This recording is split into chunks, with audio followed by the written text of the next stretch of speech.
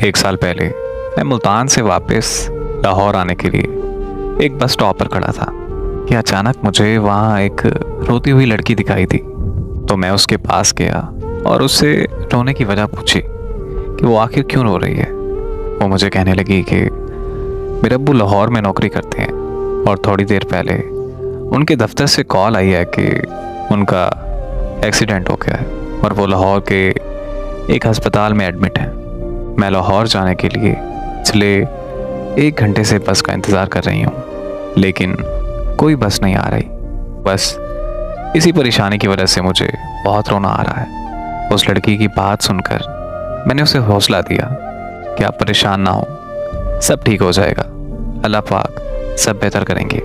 इतनी देर में बस आ गई और हम दोनों लाहौर के लिए निकल आए। मैं उसका ध्यान बटाने के लिए इधर उधर की बातें करता रहा और फिर लाहौर पहुंचते ही मैंने उसे अपना नंबर दिया और ये कहा कि अगर उसे किसी भी चीज़ की ज़रूरत हो तो वो मुझे कॉल कर सकती है। फिर वो अस्पताल चली गई और मैं अपने घर आ गया। अगली सुबह मुझे उसकी कॉल आई और वो मुझसे कहने लगी कि मुझे आपसे मिलना है। तो मैं उससे मिलने के लिए एक रेस्टोरेंट पे चला गया। वहाँ वो मुझे कहने लगी कि मुल्तान में मैंने आपसे एक झूठ बोला था।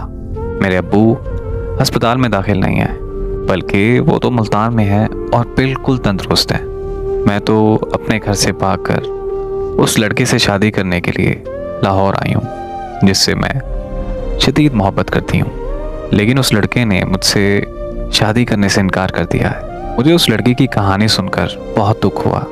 तो मैंने उससे पूछा कि क्या मैं उसकी कोई मदद कर सकता हूँ। उसने कहा कि मैं यहाँ किसी को नहीं जानती और अभी अपने घर वापस भी नहीं जा सकती, तो क्या तुम मुझे कुछ दिन के लिए अपने घर रख सकते हो।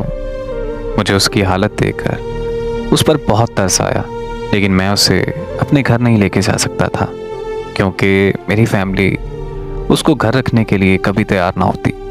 इसीलिए मैंने उसे साफ साफ इनकार कर दिया। मेरा इनकार सुनते ही वो वहाँ से रोती हुई चली गई। मैं घर वापस आया तो बहुत परेशान था। अम्मी ने मुझसे परेशानी की वजह पूछी तो मैंने अम्मी को सारी बात बताई। तो मेरी अम्मी ने कहा कि जाओ और उसे घर ले आओ। और इस तरह मैं उसे अपने घर ले आया और कुछ दिनों के लिए वो हमारी फैमिली का हिस्सा बन गई और मुझे उससे बहुत प्यार हो गया। एक दिन हम दोनों घर की छत पर बैठे थे तो मैंने उसे प्रपोज कर दिया। वो लड़की बहुत खुश हुई और मुझे कहने लगी कि इससे बड़ी खुशकिस्मती मेरे लिए क्या हो सकती है। उसने मेरा प्रपोजल एक्सेप्ट कर लिया। इस तरह हम दोनों की शादी हो गई और हम अपनी ज़िंदगी हंसी खुशी गुजारने लगे। एक दिन मैं ऑफिस से वापस आया तो मुझे मेरी बीवी ने खुशखबरी दी कि वो बाप बनने वाला है। उस दिन हम बहुत खुश थे, लेकिन उसी दिन हमारी खुशियों को नज़र लग गई। मैं मार्केट में घर के लिए कुछ सामान लेने गया हुआ था कि मेरे भाई की मुझे कॉल आई कि फ़ौरन घर आओ। घर पहुंचा तो पता चला कि मेरी बीवी के घर वाले आए थे और वो लोग ज़बरदस्ती मेरी बीवी को अपने साथ मुल्तान ले गए। मुझे कुछ समझ नहीं आ रही थी तो मैं पुलिस स्टेशन गया और मैंने उन्हें सारी बात बताई। उन्होंने मेरी रिपोर्ट दर्ज कर ली और मुझे यकीन दिलाया कि वो मुझे इंसाफ दिलाएंगे और मेरी मदद करेंगे। 1 हफ्ते बाद मुझे अदालत का नोटिस मिला जिसमें लिखा था कि मेरी बीवी मुझसे तलाक लेना चाहती है। ये पढ़ते ही मैं उससे मिलने उसके घर मुल्तान चला गया, लेकिन उसके घर वालों ने मुझे उससे मिलने नहीं दिया। फिर मैं वापस घर आकर अदालत की तारीख का इंतज़ार करने लगा। उसे नहीं लेकर आए, बल्कि उन्होंने ये बोल दिया कि वो बीमार है और अदालत में पेश नहीं हो सकती।